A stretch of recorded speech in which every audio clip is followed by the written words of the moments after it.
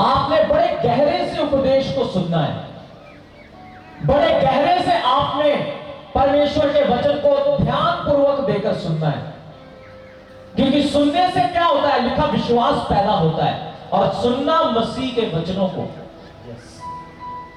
जब आप वचन सुनते हैं, आपके अंदर वो उत्साह पैदा होता है, आपके अंदर वो दलेरी पैदा होती है। आप जानते हो कि पिछले सप्ताह हमने सुना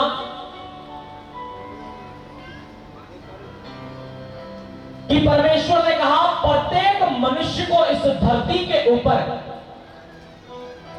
लाभ पहुंचाने के लिए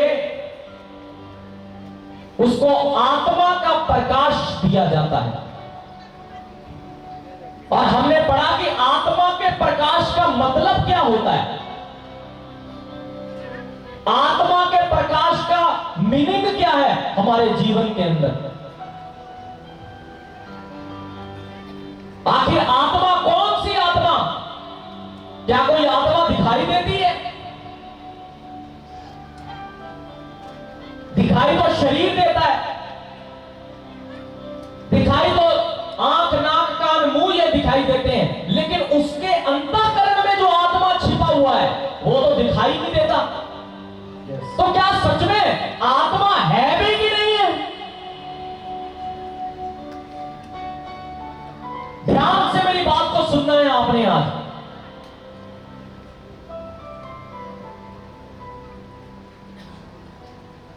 जब परमेश्वर ने इस दुनिया को बनाया, इस दुनिया को बनाने के बाद मनुष्य की उत्पत्ति हुई, पवित्र वचन में लिखा। और जब मनुष्य को बनाया गया तो पवित्र वचन में लिखा उसको मिट्टी से रचा, उसको मिट्टी का पुतला बना के परमेश्वर ने खा करके फूंका, और लिखा वो पुतला जीवित प्राणी बन गया। हालेलुया। उस जीवित प्राणी का नाम, जो दुनिया का सबसे पहला मनुष्य बना, परमेश्वर ने उसका नाम आदम रखा। क्या रखा? आदम। और मैंने आपको बताया कि उस आदम के अंदर जो फूंक ने जान डाल दी, वो फूंक सिर्फ हवा नहीं थी, वो फूंक परमेश्वर की आत्मा थी जो मनुष्य के अंदर डाली गई थी। हालेलुया। और उस आत्मा के साथ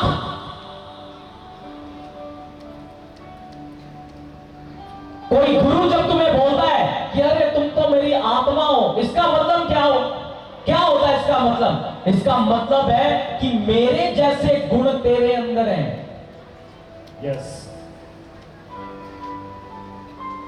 और पवित्र वचन साफ अक्षरों में पहले अध्याय में ही उसने बोला, दूसरे अध्याय में, कि परमेश्वर ने अपने स्वर्गदूतों को, फरिश्तों को बोला कि मैं एक आदमी बना रहा हूं। कैसा बना रहा हूं? बिल्कुल अपनी तरह दिखने वाला। यस। हालेलुया। मैं अपनी तरह दिखने वाला एक इंसान बना रहा हूं, और देखना वो क्या क्या करामाती करके दिखाएगा, तुम सारे हैरान हो जाओगे। यस।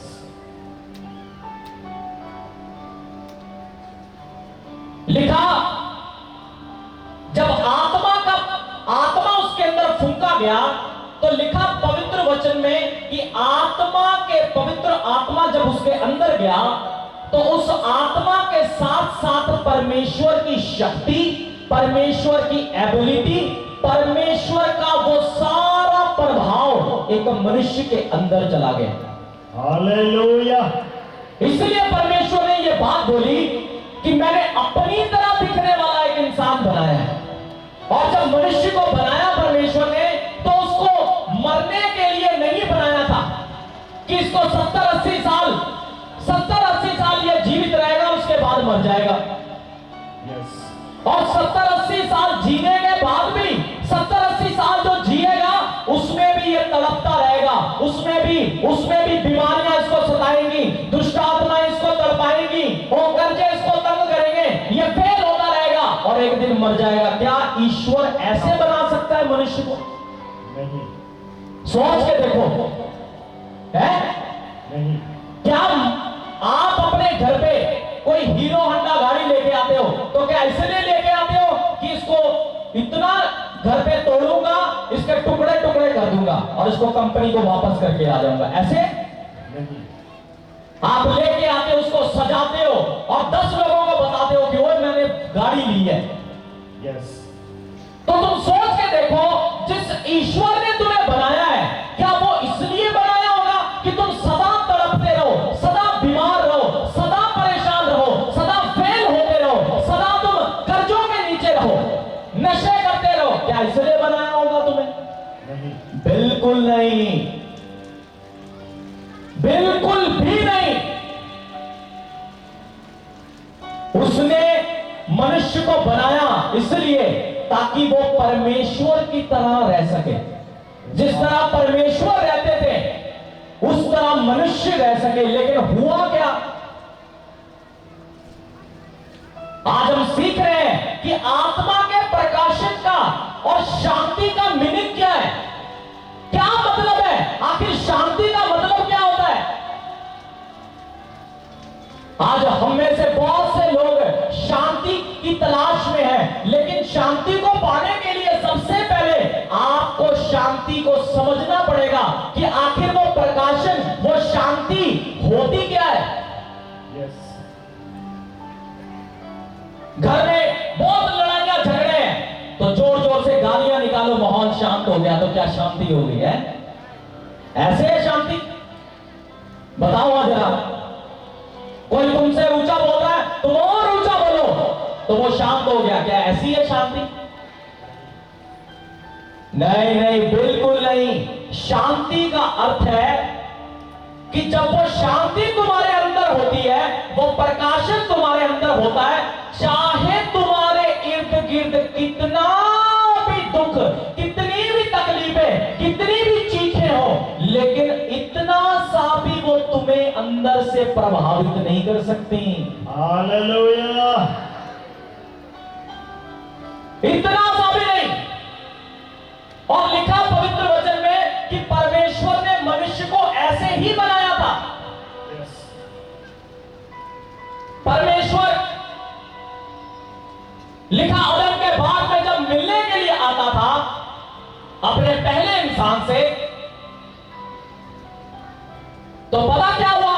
परमेश्वर जानवर बना बना के लेके आता था और परमेश्वर, आदम परमेश्वर को बताया करता था कि जी ये शेर होगा, इसका नाम शेर है, इसका नाम बिल्ली होगा जी, इसका नाम ये होगा जी। वो सारे किसी चीज को भी देखता था, उसके लिए भविष्यवाणी करना शुरू कर देता था, उसको दिखना शुरू हो जाता था कि ये आगे जाके क्या होगा, ये ऐसे क्या होगा। और लिखा एक अद्भुत एबिलिटी उसके अंदर थी। यस। लेकिन हुआ क्या? उसी आदम से एक गलती हो गई। यस। और वो ज्यादा बड़ी गलती नहीं थी, वो कोई ऐसी गलती नहीं थी कि उसने खून कर दिया था, उसने कुछ व्यभिचार कर लिया था, कुछ भी नहीं। ऐसी गलतियां तो की नहीं किसी मनुष्य ने, आदम ने स्वर्ग में। उसने क्या गलती की कि परमेश्वर ने कहा यहां बहुत सारे पेड़ लगे हुए हैं, तू सारे पेड़ के फल खाना, बस ये वाला फल मत खाना, इस पेड़ में जो लगा हुआ है इसको मत खाना। यस। लिखा आदम ने और उसकी पत्नी ने सारे पेड़ के फल छोड़ के इसी वृक्ष का पेड़ का फल खा लिया। यस। और लिखा जैसे ही उससे इतनी सी गलती हुई, क्या सुन रहे हो तुम कि नहीं सुन रहे? एक इतनी सी गलती ने क्या किया? सारा कुछ तबाह कर दिया, सारा कुछ। यस। परमेश्वर की एबिलिटी, परमेश्वर की शक्ति आदम को छोड़ के चली गई, पवित्र वचन में लिखा। यस। और हुआ क्या? आदम के जब बच्चे हुए, आदम के खुद के बच्चे आपस में एक दूसरे से लड़के मर गए। यस। आदम के बच्चे उसको छोड़ के चले गए और सारी जिंदगी आदम को काम करना पड़ा, मेहनत करनी पड़ी, और आदम के बाद जो पीढ़ियां अब तक इस दुनिया में आई है उन सब को वही श्राप लगा हुआ है जो आदम को परमेश्वर ने दिया था। Yes. और आपको पता है कि इस श्राप को खत्म करने के लिए इस दुनिया में बड़े बड़े लोग आए, बहुत लोग आए, बहुत नबी आए, बहुत रसूल आए, बहुत जाजकों को परमेश्वर ने खड़ा किया। वो सारे जाजक उन गुनाहों की जिससे जिस गुनाह को मनुष्य करता था, कि मान लो एक मनुष्य से व्यभिचार हो गया, तो जब व्यभिचार करता था तो उसको पता चल जाता था कि अब मुझे कोई बीमारी हो गई है, अब इससे छूटूंगा कैसे। उस टाइम के ऊपर साइंस नहीं होती थी, कुछ नहीं होता था। उस टाइम के ऊपर क्या होता था? सिर्फ ईश्वरत्व, सिर्फ परमेश्वरत्व। हाँ या ना? Yes. और जब इसको अटैक होता था उस दुष्ट आत्मा का, तो वो करता क्या था? उसको बोला गया था कि तू अपने पाप के बदले तुझे बलि चढ़ानी पड़ेगी। Yes. और मनुष्य बलियां चढ़ाता जाता था, चढ़ाता जाता था, बलियां चढ़ाता था। प्रत्येक गुनाह के बाद उसको बलि चढ़ानी पड़ती थी।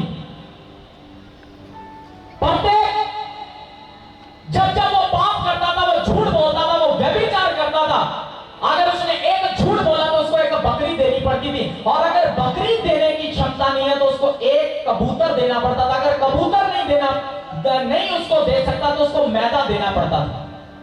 Yes. ये विधियां इस पृथ्वी के ऊपर बनाई गई थी, लिखा। और जो लोग जाजक थे, जो बलियां चढ़वाते थे, लिखा वो खुद तो मोटे होते जाते थे, लेकिन सारी जनता में त्राहिमाम मचा हुआ था। सारी जनता कमजोर होती जा रही थी। क्यों? क्योंकि उनको अपने प्रत्येक गुनाह के बदले बलि देनी पड़ती थी। Yes. तुम सोच के देखो, अपने आप को एक बार आईने में खड़े करके देखो, और आईने के सामने खड़े होके एक बार 2 मिनट के लिए याद करो कि जितने गुनाह तुमसे हुए हैं, अगर उन तमाम गुनाहों के लिए आपसे बलि मांगी जाए तो कितनी बकरियां, कितनी भेड़ें, कितनी बलियां चढ़ानी पड़ेंगी। सोच के देखो। Yes. क्या सोच रहे हो कि नहीं? तो क्या संभव है?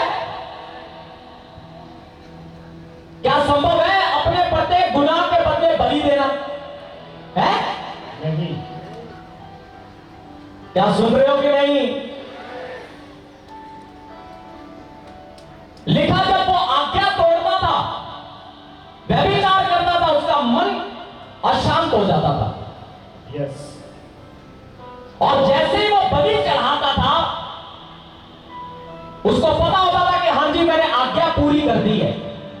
परमेश्वर ने आज्ञा दी थी कि अपने गुनाह के बदले बलि चढ़ानी पड़ेगी, तो मैं बलि चढ़ा के आ गया हूं, मेरा मन शांत हो जाता था। लेकिन कितने देर के लिए? उतने ही देर के लिए जितनी देर के लिए वो दूसरा पाप नहीं कर देता था। Yes. लेकिन जैसे ही वो दूसरा पाप करता था, उसकी आत्मा अंदर से उसको मुक्के मारना, खेदित करना शुरू कर देती थी। उसकी आत्मा उसको अशांत कर देती थी, और उस शांति की तलाश में मनुष्य हर बार बलियां चढ़ा रहा था। Yes. जब वो बलि चढ़ा के आता था, उसको पता लग जाता था कि हां जी अब मैंने आज्ञा पूरी कर दी है, अब मेरे ऊपर इस दुनिया में कोई भी संकट नहीं आएगा। क्यों? क्योंकि शैतान मुझे मार नहीं सकता, क्योंकि मैंने प्रभु की आज्ञा मान दी। Yes. लेकिन होता क्या था? वो शांति, वो बलि का प्रभाव वो तब तक रहता था जब तक कि वो दूसरा गुनाह ना कर दे। Yes. जैसे ही वो दूसरा झूठ बोलता था, वो दूसरी बार व्यभिचार करता था, वो फिर से अशांत हो जाता था। और लिखा लोग चीखे मार रहे थे परमेश्वर के सामने, चिल्ला रहे थे, प्रार्थना कर रहे थे कि ये तूने इस दुनिया में ऐसी दुनिया बनाई क्यों? आज भी बहुत से लोग हैं हमारे बीच में जो घुटने टेककर आज ये परमेश्वर को बोलते हैं कि मेरा जीवन ऐसा क्यों है? इससे अच्छा तो मैं पैदा ही नहीं हुई होती, इससे अच्छा तो मैं पैदा ही नहीं हुआ होता। मैं पैदा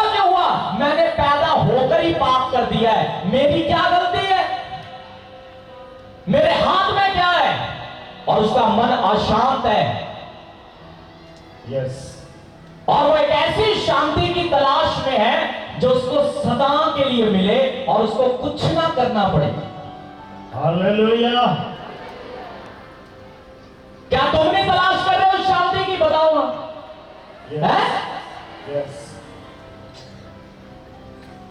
तुम्हें पता है, हाँ जी मेरा बिजनेस नहीं बढ़िया चलता जी, मेरा मन अशांत है, मेरा घर अच्छे से नहीं चल रहा, ओ मेरी चीजें अच्छे से नहीं चल रही, मेरा मैरिज लाइफ नहीं अच्छे से चलती। एक लेडी आई थी, उसने बताया कि पापा जी यहां आने से पहले मेरा हस्बैंड 25 साल से रोज पी के आता था और मुझे घर में चाकू लेके मारता था,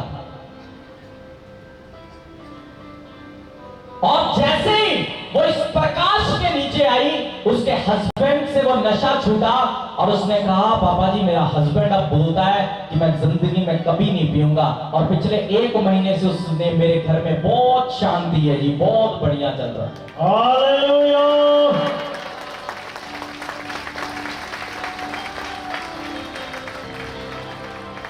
अच्छा एक बात सोच के देखो कि मनुष्य, मैं रोज नशे वालों के ऊपर प्रार्थना करता हूं,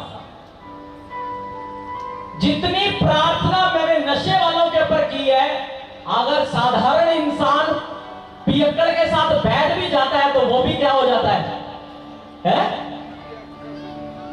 और बोलते नहीं हो तुम। अगर 10 दिन पियक्कड़ की संगति करो तो अगले 11वें दिन आपको भी ऐसा लगता है एक बार चलो चख ही लेते हैं।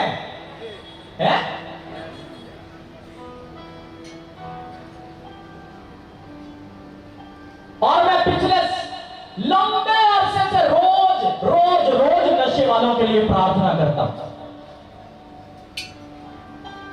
लेकिन मैं उनको हमेशा बदलता हूं, वो मुझे नहीं बदल पाते। Hallelujah.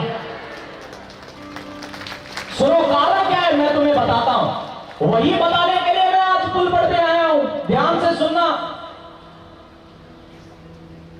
मनुष्य, मैंने एक व्यक्ति को पूछा तुम नशा करता क्यों है बेटे, क्या मिलता? पापा जी कहता हमर दिमाग जो हो ना, कहता वो अशांत हो जाता है, तो जैसे मैं पीता हूं वो सुन्न हो जाता है, तो जब सुन्न होता है मुझे अच्छा लगता है। मैंने कहा अच्छा, मैंने कहा अगर जो शांति तुझे पीने से मिलती है अगर मैं तुझे वैसे ही दे दूं तो क्या तू पिएगा? कहता पापा जी फिर क्यों पीऊंगा, पैसे क्यों खर्चने, उसी की चाउमीन मोमो खाएंगे। मैंने कहा ठीक है चल मैं तुझे बताता हूं कि वो शांति तुझे मिलेगी कैसे। वो शांति अब मैं तुम्हें पवित्र वचन से पढ़ाना चाहता हूं। पढ़ो 1 कुरिन्थियों 12 उसकी 7 आयत को, बड़े गहरे से सुनना इसको। 1 कुरिन्थी की किताब 12 अध्याय उसका 7 पद से।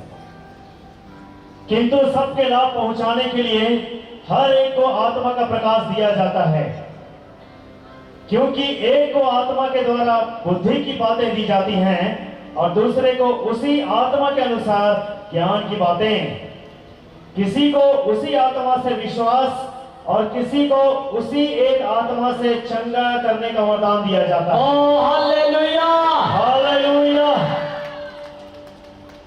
लिखा उस परमेश्वर की आत्मा के द्वारा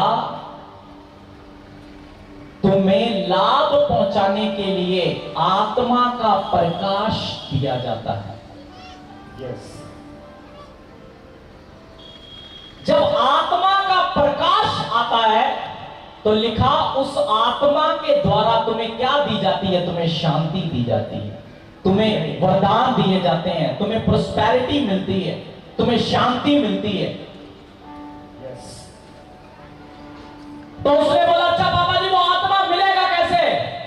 मैंने कहा एक ही तरीके से मिलेगा कि अब से गलतियां नहीं करनी। हालेलुया। और अगर तू गलती नहीं करेगा बस तो पवित्र आत्मा तेरे अंदर आएगा, तू शांति के साथ भर जाएगा। हालेलुया।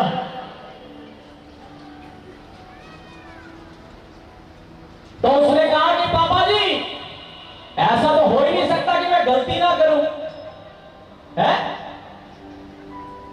तो क्या सुन रहे हो? कौन है ऐसा मनुष्य जो बोले कि मैं गलती नहीं करता जी? है भाई?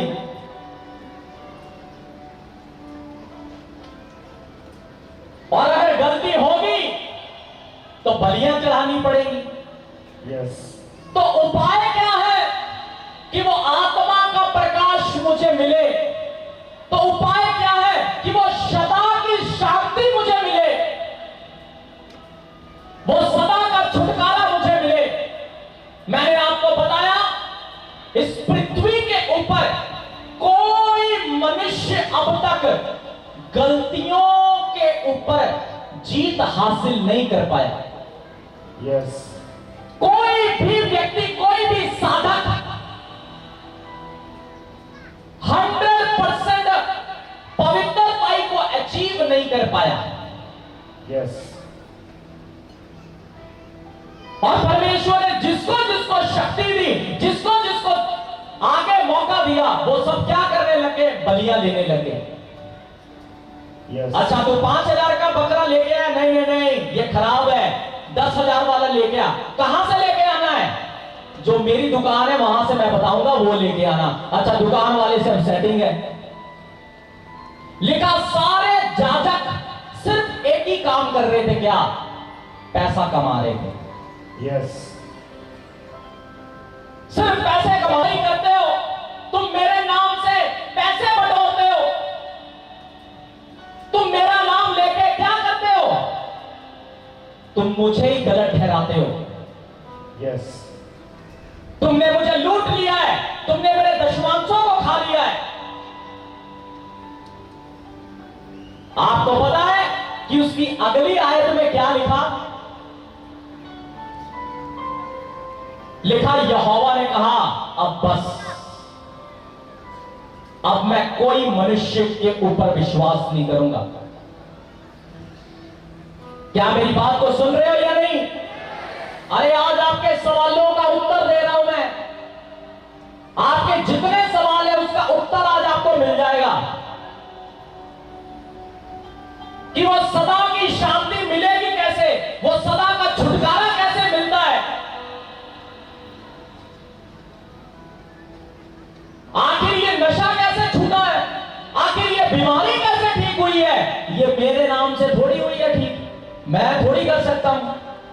मेरे अंदर शक्ति इतनी थोड़ी है कि मैं चंगा कर सकता हूं। लेकिन मैं तुम्हें एक पवित्र बाइबल से एक वचन पढ़ाता हूं। पवित्र बाइबल मैंने नहीं लिखी, ये पवित्र बाइबल परमेश्वर के वचन है। हम पढ़ेंगे इब्रानियों की पत्री, उसका 9 अध्याय,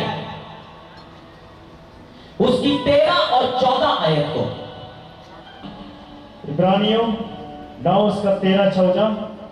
क्योंकि जब बकरों और बैलों का लहू और बछिया की राख अपवित्र लोगों पर छिड़क के जाने से शरीर की शुद्धता के लिए पवित्र करती है। देखो क्या लिखा कि यदि बकरे और बछड़ों के लहू से अगर बलियां चढ़ाने से तुम्हें तसल्ली मिलती थी, थोड़ी देर के लिए शांति मिलती थी, हाँ जी, फिर क्या लिखा? तो मसीह का लहू, जिसने अपने आप को सनातन आत्मा के द्वारा परमेश्वर के सामने निर्दोष चढ़ाया, तुम्हारे विवेक को मरे हुए कामों से क्यों न शुद्ध करेगा? ओ हालेलुया! हालेलुया! क्या सुना तुमने? यस, लिखा, यदि बलियां चढ़ाने से तुम्हें थोड़ी देर की शांति मिलती थी, तो यीशु मसीह जिसने अपने आप को परमेश्वर की आत्मा के द्वारा होकर अपने आप को कैसा? निर्दोष, बोलो निर्दोष। निर्दोष। निर्दोष का मतलब क्या होता है? जिसने एक भी पाप ना किया हो, जिसके ऊपर दोष है ही नहीं। लिखा, अपने आप को निर्दोष बलि कर दिया। हालेलुया! चढ़ा दिया क्रूस के ऊपर अपने आप को। तो आगे क्या लिखा, पढ़िएगा इसको। ताकि तुम जीवित परमेश्वर की सेवा करो। उसी को 13 को फिर से पढ़ना है। क्योंकि जब बकरों और बैलों का लहू और बछिया की राख अपवित्र लोगों पर छिड़के जाने से शरीर की शुद्धता के लिए पवित्र करती है, तो मसीह का लहू जिसने अपने आप को सनातन आत्मा के द्वारा परमेश्वर के सामने निर्दोष चढ़ाया, तुम्हारे विवेक को मरे हुए कामों से क्यों न शुद्ध करेगा।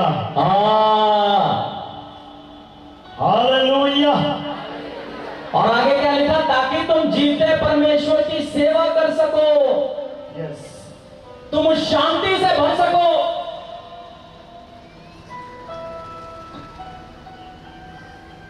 क्या समझ आ रही तुम्हें मेरी बात?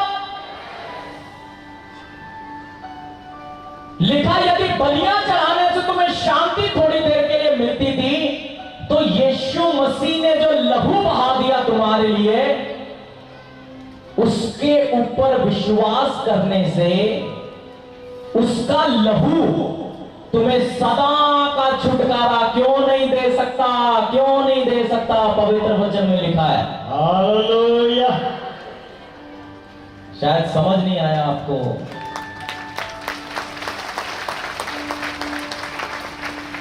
समझ आया आपको कि नहीं आया?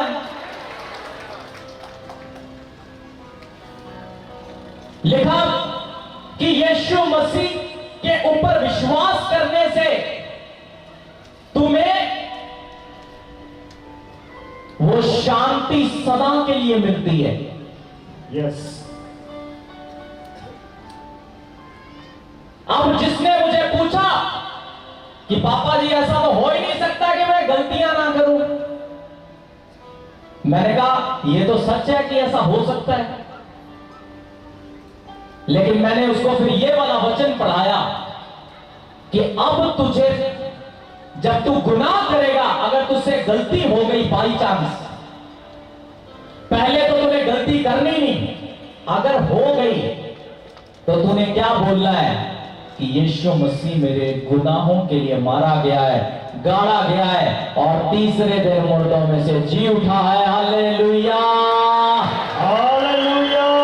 और जैसे ही तू ये बात बोलता है, लिखा तेरे लिए एक ही बार सदा की बलि हो चुकी है। हालेलुया। सदा का छुटकारा एक ही बार।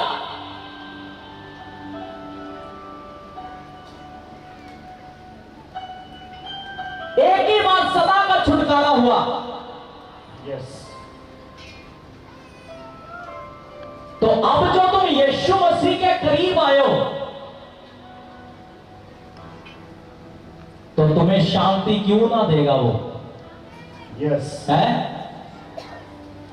तुम्हारी हड्डियां, नाड़ियां, किडनियां, जब तुम यीशु का नाम लेते हो तो लिखा वो निर्दोष चढ़ाया गया। यीशु का नाम लेते ही चमत्कार होता है, ये पवित्र वचन बोल रहा है। हालेलुया।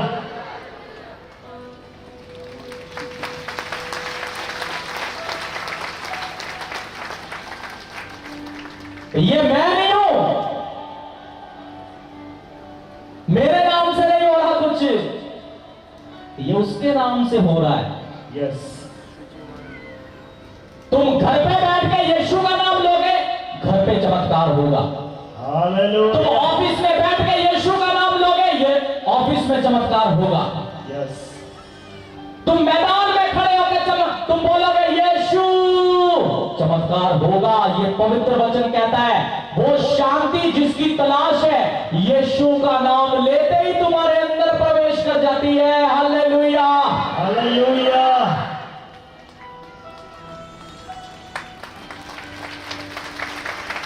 ओ जीसस, मुझे लगता तुम्हें समझ आ गया है।